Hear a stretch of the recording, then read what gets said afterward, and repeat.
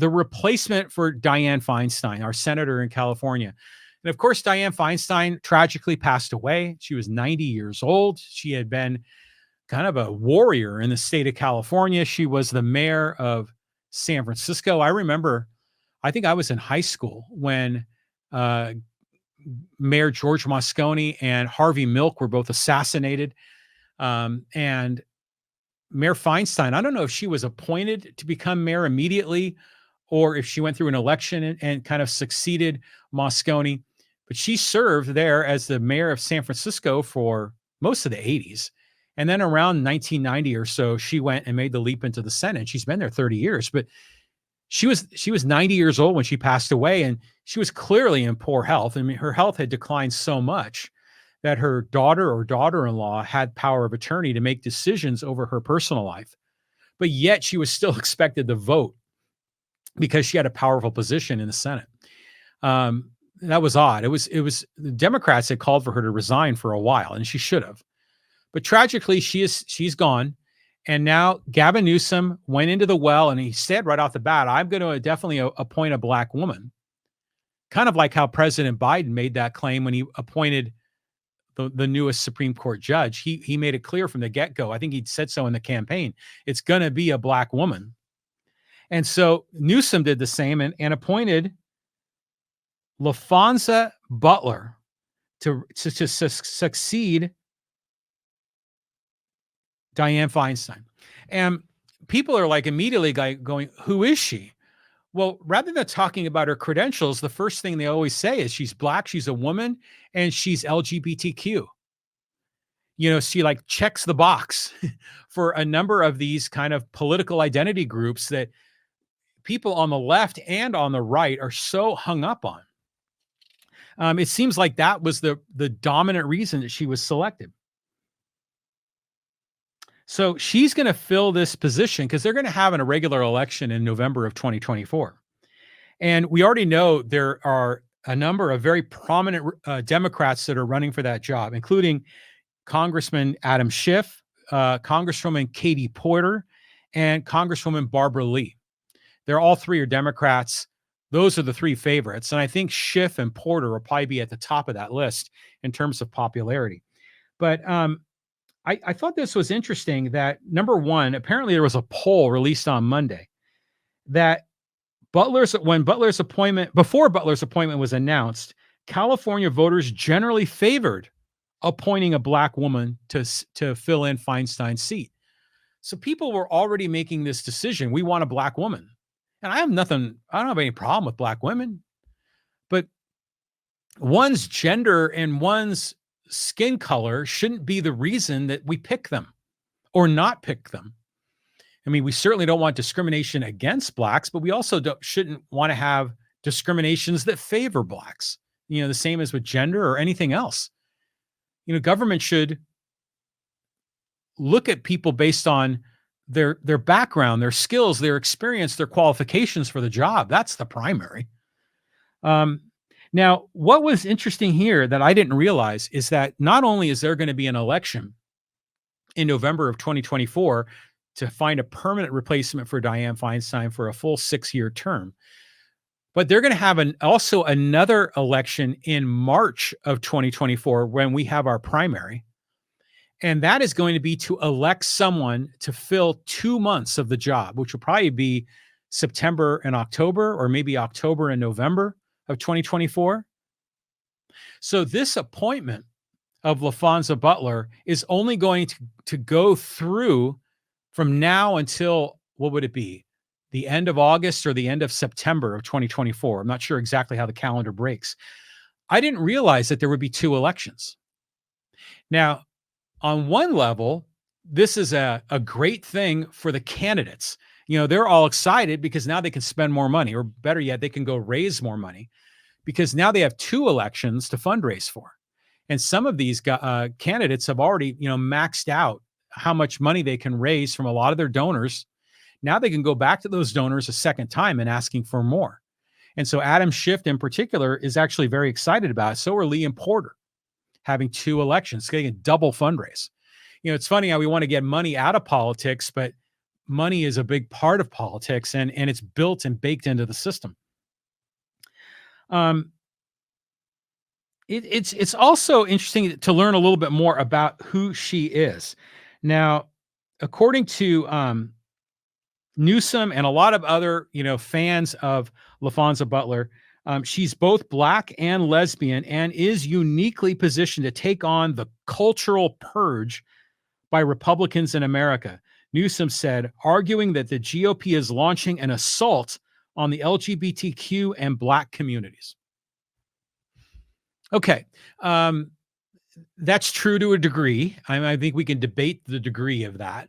But again, just selecting someone based on our skin color and of their sexual preference just again seems very weird to me. I mean, we should be combating gender discrimination, sexual orientation discrimination, race discrimination by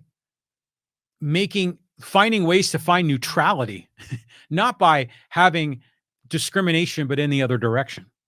Now, the California Teachers Association loves her. And they said, quote, she's a true change maker, a strong champion for labor unions and public schools. Now, that is what I would expect a Democratic governor in a Democratic dominated state to use as justification to appoint her. Not that I necessarily agree with, a candidate that is backed by the teachers union, but at least there it makes sense, in terms of policies. But there is one interesting caveat to this, is that she doesn't even live in California. She used to live in California. Apparently she still owns a house in California, but her permanent residency is in Maryland because she works on a nonprofit called, I think it's called Emily's List, which advocates for, what does it do? I know it advocates for the disadvantaged, but I don't remember the specific categories. But she doesn't even live in California. You would think that would be one of the primary qualifiers to get this job. I mean, we all talk about representative democracy, representative government. Isn't the whole point to have people that represent you that are people from your community? But apparently this doesn't matter. I mean, we saw the deal when Hillary Clinton ran for Senate. Suddenly, right before she announced her campaign, she had this beautiful home in New York. And everyone's saying, well, you live in New York, and, but she strategically purchased there right before the election so she could claim to be a New York resident. But even here in San Diego County, if you go out to East County, I don't know what district it is, but it's the district that covers El Cajon and Alpine and a lot of other parts of East County. It's the only red district that we have in San Diego County. That's Darrell Issa's territory. And Darrell Issa doesn't even live there. As far as I know, he still lives in Vista. And remember, his opponent was Carl DeMaio, who also didn't live there, who actually lives in Rancho Bernardo, last I checked. So it's odd that to qualify to get on the ballot, you don't even need to live in that district. And here we're seeing the same thing. So now the interesting question is that does this give her an advantage? Because she has not ruled out running for the special election in March or in November. Now, again, I like to compare this to my hometown in Poway because we had a similar controversy where we've had multiple times over the last 10 years where city council people have resigned. The most recent one being Barry Leonard. And then there's always this debate. Should the city council fill the spot with an appointment or with an election? And ideally, you do it through an election process because then the people can pick their representatives. But the criticism here in my hometown of Poway is that the city council has always appointed them. And then they end up running in the next election and have the advantage of incumbency. Well, this time, when Barry Leonard stepped down, the city council heard those objections and said, okay, well, we're going to get them to sign a pledge that they won't run in the election. And so Anita Edmondson, who's taken that job as the appointment, has agreed not to run. Now, again, I don't know how legally binding that really is.